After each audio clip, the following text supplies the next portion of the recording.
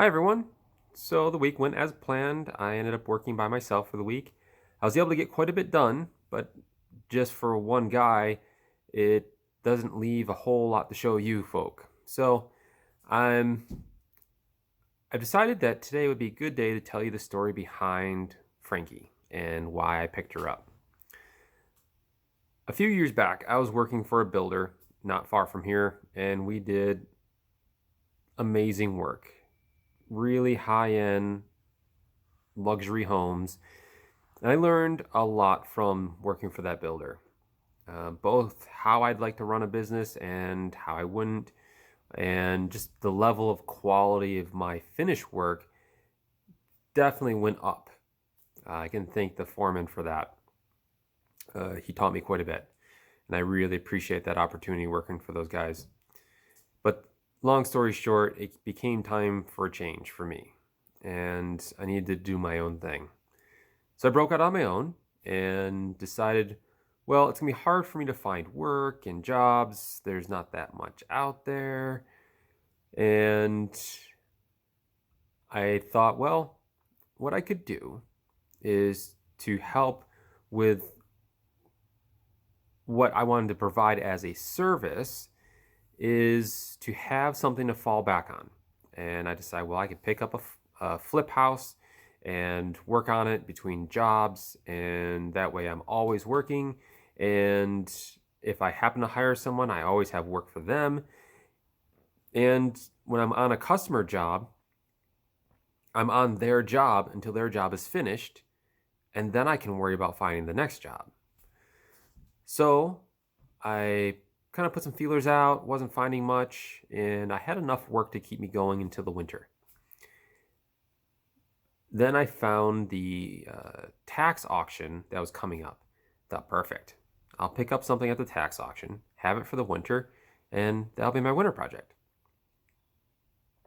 So I went through the listing, all the different properties I was interested in. I went and looked at the different properties and ended up going to the auction. And I never came here to Frankie. And that I, was it a mistake? I don't know. So I I went to the auction and everything I wanted to buy was going way too high.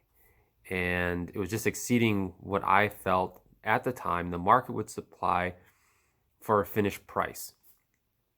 And the amount of work that those houses needed and the distance of travel from my house to the location, I factored in everything. And they were just going higher than I was willing to pay. And then Frankie popped up. And I remember seeing Frankie on the listing. And I did Google map it once to verify where it was. And so, all right, well, I don't know. I'll put a nominal bid on it and see how it goes.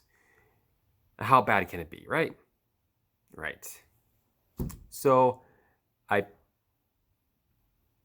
or, right, the auction was going on and it started off at, I think it was 10 grand. It was a few years ago, so now I don't really remember everything, but the, no one bid on it, then jumped down to 5 grand, no one bid on it, went down to $1,000, and finally somebody bid on it.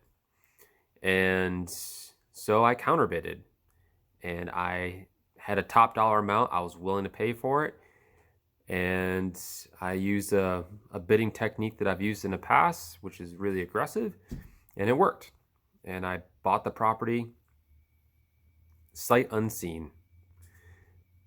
And when I was at the auction, I met an investor in the area, and he and I became friends there and got to chatting. And I'm looking at my paperwork for this property, and it said 411 apartment. Now, I've never seen that code 411, and I didn't know what I was looking at. And I'm used to typical residential single family homes, and I didn't know what to make of that. So I asked my friend, hey man, what's the deal with this 411? And he said, well, chances are it's just, an in-law apartment in the basement or a studio apartment somewhere. It's probably nothing to worry about because he does a lot of his homework and he looks at a lot of properties, and he couldn't quite remember looking at this one, but it's like, all right, no big deal. So he and I went to lunch, had a good lunch, and then at lunch I decided I've got to go take a look at this property. Now legally at the time I did not own the property. I just won the bid. But you can still view properties as long as you don't enter them. And I came here and I instantly got pretty scared, to tell you the truth. Started walking around it, lots of issues and damage on the outside of the building, looking at the condition of the windows, and then I walked in the front door, and sure enough, this thing wasn't one apartment, but four apartments in this structure. Man. And I'm thinking, what do I do with four apartments? I mean, I had zero interest. I mean, zero interest at being a landlord at the time. My wife had owned a property in Massachusetts, and we had tenant issues there, and that got dragged way out, and it cost us a small fortune and cost me a hell of a lot of time to renovate that property back after we got those tenants out of there. And so we were still pretty sore about being landlords. And so I just let the thought process linger and waited for all the paperwork to come in. And as soon as I owned the property and gave notice to the previous owner that they needed to get their stuff out, they never did that. They did contact me like, I don't know, almost 2 months later. Or whatever. So I come in and I start walking around. And the floor plan is weird. And you can check out the first video. Like, it was pretty much that was the condition of the structure when I bought it. But the thought process was, what do I do? And I started looking around. All right, so what if we did just renovate it back to 4 apartments and put it back on the market? Well, at that time, selling a multi-unit apartment building rendered less payback than selling a single-family home. All right, so there's my first little inclination of turning it back into a single-family home. And then I was looking at the layout and how it all flowed, and none of it made sense. And what was the original structure, and trying to figure out the original foundation and figuring out where the original building was compared to all these different additions and what needed to happen. And I'm looking at the infrastructure of the location, right? So if you have 4 apartments, you have to assume you're going to have a minimum of 4 cars, right? Stands to reason. A lot of people, couples who live together in apartments, have 2 cars each. So that would be a total of 8 cars. At the time, the driveway I was assuming was only half mine. So that only rendered 2 cars, but they'd have to be in front of each other, right? So with only having 2 parking spots, I just didn't see it feasible to have 4 apartments. And in the wintertime, you can't park on the street after, I think, 9 p.m. So it really started adding up. Like, I'm not sure I want to do this. And then I started looking at the plumbing. The main water line coming into the house is a 3/4 inch line. That doesn't, I mean, if everyone woke up at the same time to go to work, say 9 o'clock or 8 o'clock or whatever they do, that's not a lot of water to supply to 4 units. And then what? Bring in a second line? And then looking at the wastewater. there's only one sewer line leaving the building. If everyone's getting up at the same time, that doesn't render a whole lot of capacity for that one 3-inch line to supply or to remove everything being supplied to it. And then the power situation, total there was 200 amps. It was split up between 5 boxes. Yeah, that's feasible, doable. It's fine. But the impact of having that Massachusetts house go the way it did, I just could not bring myself to being a landlord. And I did think about just pawning it off, selling the project to someone else, taking a hit. But it was really my only out, or the only thing I had available to me that made sense for my total business plan. And I don't give up easily. So I came in, I scanned the entire structure and put it into SketchUp and started playing with it and came up with a really nice design. And decided, yep, this is it. We're doing a single family home. There's no turning back now. And so, just started gutting it. Just gut. I gutted on this thing from December to I think it was April that first year.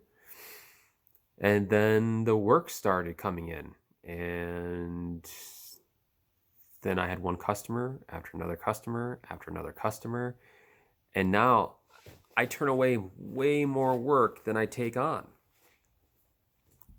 And with the permit process, the way it works here, anyway, the way I understand it, I could be wrong about this, is that you've got 3 years on a permit from start date, and you have to do a significant change on the structure within that every year during that 3 years. But the third year, you've got to have this thing finished. So otherwise, you have to reapply for a whole new permit. Once you do that, then you change code dates. And when I applied for this permit, we were underneath the 2016 code book. Now, I didn't buy it back then, but that's just what we did up here, where we kept the 2016 going until the 2020 book. And now we're under the 2020. And so there's a bunch of changes have been made between the 16 and the 20. And now I'd have to go through and update all of that, which could include replacing the windows that I purchased back that first summer that I had the property. And I just said, no, we've got to get this thing done. And with the market as hot as it is, I figured the only way I'm going to get out from underneath this project, because of how extensive the work is required to make it complete, is I need to sell it in a super hot market. So the decision was made that we need to push off all the customers and just put it on the schedule, get it started, and get it done. And so that's what we've been doing. I have broken away for a little bit here and there to take care of some customers that you really want to help out, right? So you have the customer base that you enjoy and you want to work with and make sure that they are happy with your service. So I went ahead and blocked out a week here and there, including this week that we're in right now, so that I gave my employees the week off so that they can enjoy their families for the holidays between Christmas and New Year, and I can run around and take care of little jobs for customers that just a one-man job anyway. That plan didn't exactly go to plan. So, yeah. I guess we'll talk about this some other time. Right, so now we're just going to be here on my sight unseen project. And we're just going to keep plowing through. We're not taking on any new customers right now until this is finished. We're not going to start any new projects for any customers until this is finished. And we're just going to keep recording, hopefully, and getting material for you guys to view and to go along on this journey with us. And I really encourage any of you watching that you could, hit that subscribe button, hit the like button. Any sort of interaction from you guys really helps us. And if you like the idea of going into a property that is in dire need, I'd be more than happy to do it again. But if I need support from you guys to say, hey, yes, this is something we would like to see. And because, this whole YouTube deal, it takes a lot of time. And I want to make sure it's worth it. So yeah, I guess I'll show you what I did the previous week. Yeah, let's do that. So in a couple videos ago, I was talking about getting the spray foam in, and in the last video, I showed you how to inspect it. But in the first time I mentioned the spray foam, I was talking about how I did not want to dig out the spray foam. Well, with that such a short notice that the sprayer gave me, I ended up having to do just that. So you can see where I dug the foam out and put in the outlet boxes and staged a bunch of wire. We have, one switch installed. That's one of the three-way switches that controls the lights in the basement. Seeing how the staircase to the basement will be right there. Then added a bunch more wire. Put the wire up through for a chandelier. That'll go there. And I don't think there's anything new back in there. The stain did show up, so Steve will be able to get after that as soon as he can free up some time. The other big thing I would say that I did was that I ripped that little roof off and completely reframed it, sheathed it, and finished it. So all the step flashing's in, the head wall flashing is done, the frost board on the far side is finished, the fascia board's done. So that little roof is all set and ready to go. And down here in the basement, we have the 3 can lights that are installed, and they're all working. And those are all finished.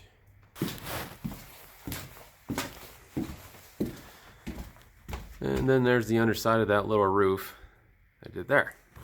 All right, so here you can see over there, that's a little bit of that edge of the roof that I'd replaced.